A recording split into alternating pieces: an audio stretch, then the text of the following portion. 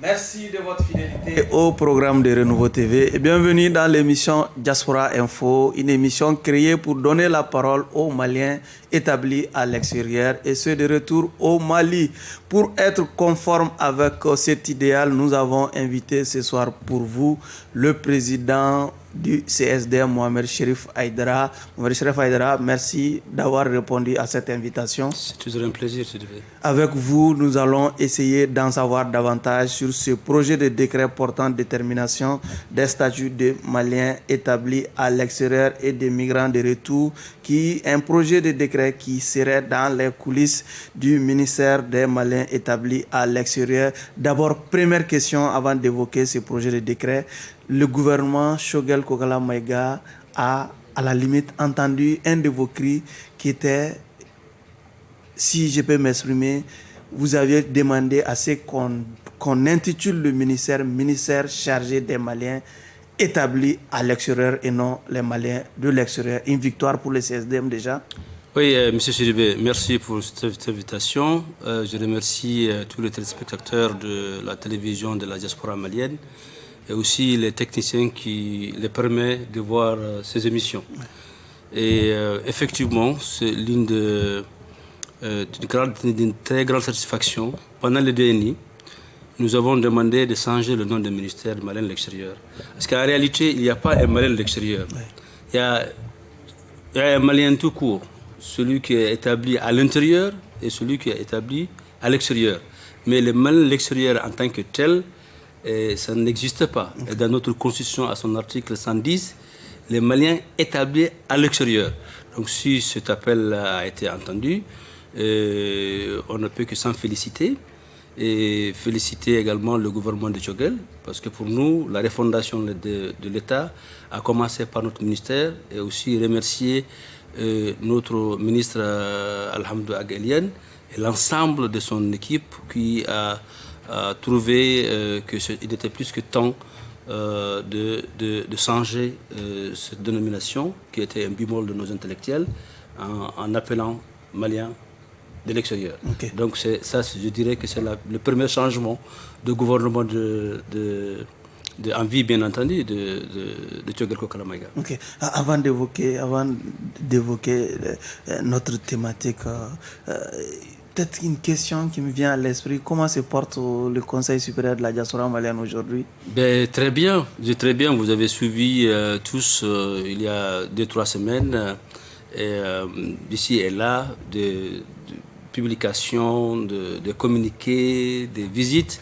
Et bon, moi, je mets ça dans le... Vous mettez au-dessus? Au-dessus, absolument. Oui. Je mets ça. Vous savez, une association, c'est comme un parti politique. Oui. Il a un délai de croissance. C'est comme aussi une entreprise, d'ailleurs. Donc, à certains moments donnés de la croissance, vous êtes confronté à certaines difficultés qui est liée à la réussite de ce que vous avez commencé, que ce soit une entreprise ou une association, un parti politique. Donc on a vu dans le passé les mêmes cas de figure, mais ce qui est important aujourd'hui, le temps étant le meilleur juge, et aussi la légalité. Vous ne pouvez pas dire que vous allez mettre une association en place dans un pays où vous ne détenez pas les récépissés. Et M. Sidibé, vous pouvez être certainement un Malien résident en Guinée, mais est-ce que le fait que vous résidez en Guinée fait de vous un membre du CSDM Guinée? Non. Donc, ça, on est très réconfortés. Nos bases ont tous les récépissés. Ceux qui disent qu'ils sont de ce pays et ils se réclament de CSDM, il va falloir qu'ils soient d'abord reconnus par la base qui a son récépissé. Okay. Donc, ce qui s'est passé, je comprends, c'est de mettre ça dans un cadre d'une opération qui était... Malgré tout, vous appelez au rassemblement, mais absolument, même ceux qui ne sont pas d'accord avec vous. Mais absolument. Ouais. Je l'ai toujours dit, ceux qui ne sont ni CSDM, ni Haut Conseil, ce sont les plus nombreux. C'est ce qui explique ma position. Quand on négociait la députation, j'ai dit donner 2 au CSDM, 2 au Haut Conseil, et les 2 autres qui ne sont ni CSDM ni Haut Conseil. Et l'idée de créer, venue du ministre malien de l'extérieur, Alhamdou, que nous apprécions et nous remercions énormément, de créer un organe qui s'appellera CAMEX, c'est-à-dire Coordination des associations de Maliens établis à l'extérieur, au sein duquel tout le monde va se retrouver. Et le CAMEX serait dirigé par un coordinateur général. Et ça permettra vraiment, un pays sérieux doit avoir un organe qui parle à son nom, qui coordonne. Ouais. Aujourd'hui, à CSDM, demain, on peut avoir aussi Oumarou Barou, SA ou SARL ou association. Donc, ça, c'est une très bonne chose. Et nous pensons que cette période de transition est une période appropriée pour apporter des changements en profondeur, des changements réels. On est plus de 6 millions de Maliens. Et avec une certaine potentialité extraordinaire, et nous pouvons contribuer à changer, à développer ce pays. Moi, je suis de ceux qui pensent que le Mali sera un Mali émergent seulement et uniquement quand la diaspora va s'impliquer d'une façon efficiente et efficace dans le développement de ce pays. Okay. Donc pour ce faire, il va falloir d'abord qu'on parle le même langage. Il faut qu'on enlève ces divisions, CSDM, au Conseil. Il faut qu'on se retrouve au sein d'une structure qui parlera au nom de tout le monde. Et la différence... Mais est-ce que vous êtes prêt à jouer ce rôle, à aller raconter tout le monde, même ceux qui ne sont pas d'accord avec vous? Mais absolument. En fait, c'est-à-dire un pays se construit, une structure se construit, se développe dans les désaccords. Et nous, au CSDM, on est d'accord dans nos désaccords pour faire avancer la cause de la diaspora. Donc, aucun problème, je l'ai prouvé. Je vous raconte une petite histoire. Le COS. Le COS, quand le COS a été créé, moi j'ai vu le décret, le premier décret, le Malien établi à l'extérieur ne figurait pas. J'ai appelé, j'ai dit, mais attends, comment se fait-il que vous signez un décret où les Maliens établis à l'extérieur ne font pas partie, alors que pendant l'élaboration de la charte, pendant les 3 jours de concertation, nous avons exigé ou le Premier ministre est de la diaspora, ou le président de l'Assemblée est de la diaspora, ou le vice-président de la diaspora. Vous, Premier ministre, je parle de Mouktarwan, vous êtes venu de Burkina, donc on considère que vous êtes un de nôtres, de la diaspora, et qu'aujourd'hui vous mettez en place un comité d'orientation stratégique, et on ne voit pas quelqu'un de Malien de l'extérieur. Il m'a dit que bon, c'était une erreur, et on nous a fait appel, et c'est moi qui ai donné, je dis, ne choisissez pas simplement CSDM, il faut aussi mettre le nom du Haut Conseil. Et même le numéro de la personne qu'ils ont appelé au Haut Conseil, c'est moi qui ai donné ce numéro-là. Okay. C'est pour vous dire l'ouverture d'esprit de CSDM, parce que nous sommes convaincus qu'il faut se donner la main, il faut qu'on mette nos divergences à côté, il faut qu'on ait un organe unique qui permettra de parler au nom de tout le monde, au sein duquel tout le monde se reconnaît. Ok. M. Aïdara, vous êtes le président du CSDM. On annonce un projet de décret portant détermination des statuts des Maliens établis à l'extérieur et des migrants de retour. Une bonne ou mauvaise nouvelle pour les Maliens de l'extérieur? Une excellente nouvelle. Et c'était les 2 projets qui étaient en cours, les statuts des Maliens établis à l'extérieur et les CAMEX. Alors, les statuts des Maliens de l'extérieur, un Malien doit être considéré comme Malien de l'extérieur quand tu habites dans un pays, plus en tout cas de 3 mois, en tout cas plus de 6 mois, et tu as ta carte consulaire pour être considéré comme un Malien résident à Abidjan ou aux États-Unis ou au Japon. Alors, ce que nous avons constaté, il y a des Maliens qui sont de retour depuis 10 ans, depuis 15 ans, d'autres sont là depuis 20 ans, ils continuent à parler au nom des Maliens établis à l'extérieur. Alors, ça, c'est simplement pas admissible. Et de surcroît, ces Maliens nous représentent dans des institutions. Au Haut Conseil de collectivité, par exemple. Il y a des gens qui sont là depuis 10 ans, 15 ans, qui parlent au nom, qui sont là-bas au nom de Maliens établis à l'extérieur. Ce qui n'est pas normal. Et dans les textes, que ce soit au CSDM ou au Haut Conseil, quand vous quittez votre base, chez nous, c'est 1 an, au Haut Conseil, c'est 6 mois. Vous n'êtes plus retourné dans votre base, vous perdez votre qualité de Malien établi dans ces pays. Donc, du coup, vous n'êtes ni électeur ni éligible. Oui. Et au CNT, nous avons des personnes qui ont quitté leur base depuis 12 ans et qui parlent aujourd'hui, qui sont au CNT au nom de Maliens de l'extérieur. Mais pour toutes ces raisons, et c'est là, nous voulons aujourd'hui une loi qui va définir qui est Malien établi à l'extérieur, qui ne l'est pas. On ne peut pas revenir au Mali pendant 12 ans et être dans une CNT ou dans le Haut Conseil de collectivité ou Conseil économique et social pour parler au nom des Maliens établis à l'extérieur. Donc ce décret va mettre fin à tout ça et ça permettra le ministère de se réorganiser pour aider les Maliens de retour. Retour où il est volontaire ou retour forcé. Donc si vous quittez votre base pendant 6 mois, vous n'êtes plus Malien de l'extérieur de ce pays-là, mais vous pouvez aller ailleurs. Mais si vous revenez directement, que ce soit volontaire ou involontaire, retour forcé, vous devrez vous identifier au DGME. Mais est-ce que la démarche, en tout cas, de ces décrets, est-ce que c'est une démarche inclusive? Est-ce que tout le monde a été associé? Toutes les organisations qui interviennent dans le cadre des Maliens établis à l'extérieur ont été associées? Oui, tout à fait. À l'élaboration du projet? Tout à fait. Il y a eu le Haut Conseil, il y a eu le CSDM, il y a eu le FAM, qui est une organisation des immigrés. Vous avez eu Immigrade, vous avez eu le Malien expulsé, et on a tous participé. Et on a tous donné notre avis. Une large consultation a été menée. Bon, c'est après que certains membres de l'autre organisation, qui est le Haut Conseil, se sont rendus compte que ça peut être un problème. Ils ont voulu se rétracter, mais c'était trop tard. Parce qu'on a été tous d'accord. Ce projet a été proposé par le ministre et approuvé au Conseil des ministres. Et nous avons eu les consultations. Donc aujourd'hui, on est dans une phase de finaliser ces statuts. Parce que tant qu'on n'a pas ce statut de Malien établi à l'extérieur, il sera impossible au gouvernement, à travers le ministère malien de l'extérieur, de pouvoir aider les vrais bénéficiaires. Monsieur Sidibé, vous savez, parlons de logements sociaux. Vous avez des personnes ici aujourd'hui qui, eux, ils ont quitté leur base depuis 12 ans. Ils ont une maison à leur nom, au nom de leur femme, au nom de leur beau-frère. Donc, ni la femme est habitée là-bas, ni le beau-frère est malien de l'extérieur. Vous avez des avantages qu'on accorde à des Maliens établis à l'extérieur et qui ne sont nullement des Maliens de l'extérieur. Vous allez dans des départements qu'il y a des Maliens qui sont là depuis 2 ans, 3 ans, et d'autres 4 ans, qui continuent à réclamer qu'ils sont Maliens de l'extérieur. Donc, établis à l'extérieur. C'est pour cette raison, nous avons défini dans le même décret, quand vous revenez, vous avez 2 ans pour cesser d'être Malien établi à l'extérieur. Alors, pendant 6 mois, vous n'êtes plus éligible ou électeur de votre base, mais vous restez quand même un Malien de retour. À partir de 24 mois, 1 jour, vous n'êtes plus considéré comme étant Malien de retour.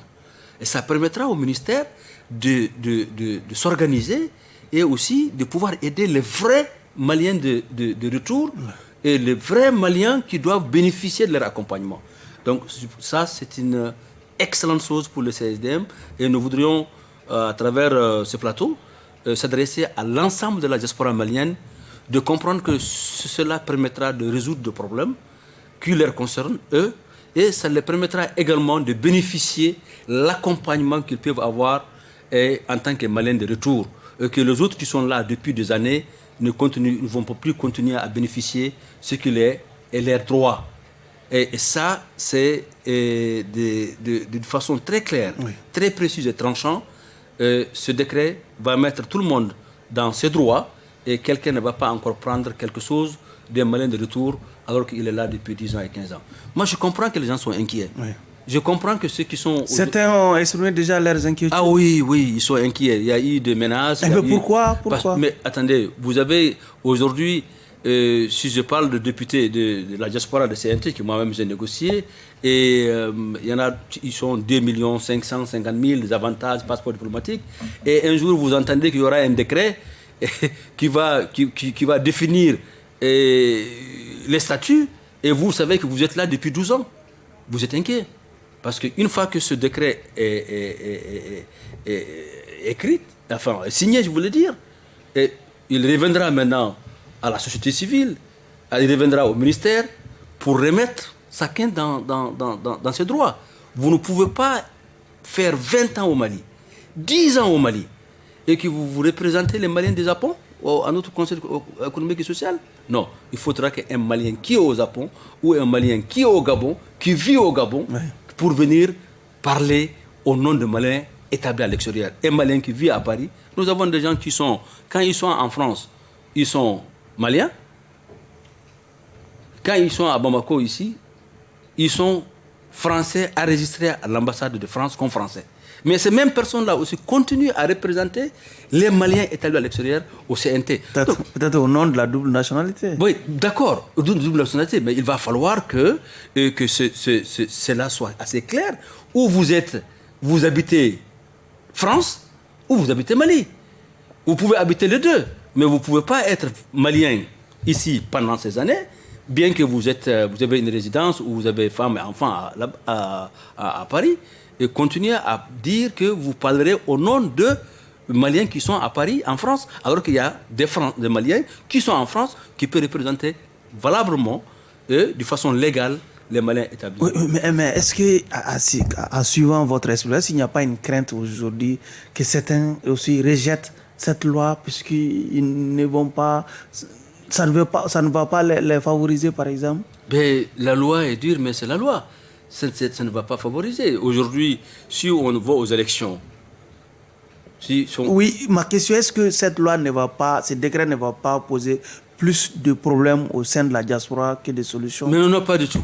Parce que c'est un petit nombre de personnes sur le plan avantage qui en bénéficient, au dépend du plus grand nombre de bénéficiaires. Bien entendu, ceux-ci seront frustrés, M. Sidibé. Et aujourd'hui, vous n'êtes pas sans savoir qu'au niveau même du Haut Conseil, il y a des élections en vue. Ces élections en vue qui sont en mois d'août, et ce décret va permettre aux candidats du Haut Conseil d'être dans ces cadres-là. Il doit être carrément, d'une façon claire et précise, c'est un Malien qui n'a pas quitté sa base plus de 6 mois. Donc, il y a ces inquiétudes. Et ceux qui prétendent être élus ou candidats aux élections, ils doivent respecter ces critères. Et il y a la députation en vie. On a demandé 10% de l'Assemblée nationale, quel que soit le nombre. Donc, si c'est 200, on aura 20. Bon, quelqu'un qui est là depuis 5 ans ne va pas venir se présenter comme candidat alors que tu n'es pas dans ta base depuis 5 ans. Donc, ces décrets, ça va faire un peu mal à certaines personnes. Je partage d'ailleurs leur douleur, mais il va falloir que si on veut un Mali meilleur, si on veut une meilleure organisation de la diaspora malienne, il va falloir qu'on soit sérieux en respectant nos textes. Ces textes n'est pas fait par les ministères et le gouvernement pour viser un individu ou une organisation. Je peux même vous dire quelque chose. S'il y a les 2 organisations visées d'ailleurs dans ces textes-là, c'est bien le CSDM et le Haut Conseil. Ce ne sont pas les autres. Alors, moi, je suis là toutes les semaines, mais je suis à ma résidence en Guinée, au Niger, aux États-Unis. Donc, je vais, je viens. Et alors, il y a d'autres qui ne font plus de déplacement. Je peux comprendre l'inquiétude. Mais ceci dit, il est important, si nous voulons quelque chose pour la diaspora malienne, il va falloir commencer d'abord par définir qui est malien établi à l'extérieur et qui ne l'est pas. Qui est malien de retour et qui est un malien tout court. Donc ce décret vise simplement à clarifier ces aspects. Ok, peut-être dernière question aujourd'hui. Est-ce que les Maliens de l'extérieur, ceux qui viennent faire passer leurs vacances, ils retournent chez eux sans contrainte majeure? Si ils viennent, il y a des contraintes, il y a de sérieuses contraintes. Ils viennent trouver un certain nombre de problèmes, ouais. Et la plupart manquent d'orientation, manquent d'accompagnement. Ouais. Et pour toutes ces raisons. Oui, est-ce que vous les assistez? Oui, on les assiste bien entendu. Vous savez, le CSDM a le bureau le seul qui ne ferme pas. 24 sur 24, le CSDM est ouvert. Et tous ceux qui viennent vers nous, on les assiste, on les oriente. On fait aussi un suivi de leurs problèmes. Et nous, le plus grand problème aujourd'hui qui a pratiquement plombé les restes des revendications, ouais. C'est le problème de la carte NINA. Ouais. Et vous savez que le gouvernement a décidé de donner changer les données afin d'avoir une carte NINA, ça ne serait plus une carte NINA, mais une carte d'identité biométrique consulaire, ouais. et électeur, ouais. Une carte de 10 ans. Donc c'est ce que nous demandons. Nous demandons aussi que le passeport soit aligné au prix du passeport du Sénégal, qui est un passeport de 10 ans. Vous travaillez à Paris ou au New York ou au Japon ou en Chine, vous revenez chaque 2-3 ans. Pourquoi on vous donnerait un passeport de 5 ans, mais on vous donne un passeport de 10 ans? hein, de 10 ans. Donc la carte d'identité, pourquoi cette difficulté avec une carte d'identité sans aucun élément de sécurité, qu'on la change, au lieu que vous avez la NINA, la carte NINA et les passeports et la carte consulaire, donc on changera la carte NINA à une carte d'identité consulaire, biométrique, électeur pour 10 ans. Donc le gouvernement a pris en tout cas l'engagement de le faire. Des missions diplomatiques, la plupart ont reçu aujourd'hui des tablettes. Ouais. Il y aura d'autres tablettes qui vont commencer par l'Espagne, la France et l'Italie et la Côte d'Ivoire. Donc après d'autres pays vont suivre. C'est vrai que ces derniers événements ont un peu perturbé le programme. On est heureux que le ministre a été reconduit. On le félicite pour sa reconduction. Je sais qu'il va aller dans le même sens afin que ce problème de carte NINA soit de façon définitive et réglée. Et ça va prendre du temps. Je lance un appel pour dire à toutes nos bases et aussi les autres d'accompagner le consulat pour leur permettre d'aller vers les gens. Il faut faire des recensements par foyer. Il faut aller dans les marchés. Il faut aller vers les galbal. Il faut aller trouver les Maliens pour qu'ils puissent recenser.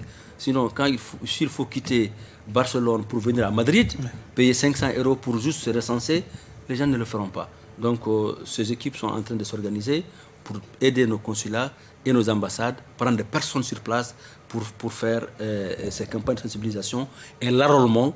Et c'est une façon pour nous de bien accompagner le gouvernement afin que tous les Maliens soient enrôlés et qu'on ne parle plus de ce problème de carte NINA. Et ceux qui sont inquiets par rapport au changement de nom, je crois que la question a été tranchée.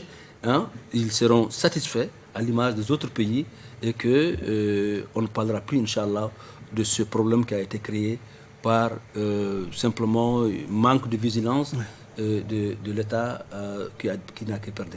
Avant de conclure l'émission, peut-être un message à l'ensemble des Maliens de la diaspora? Oui, je veux saluer l'engagement de la présidente Fatoumata Diarra et l'ensemble des membres du bureau du CSDM exécutif de Ramera.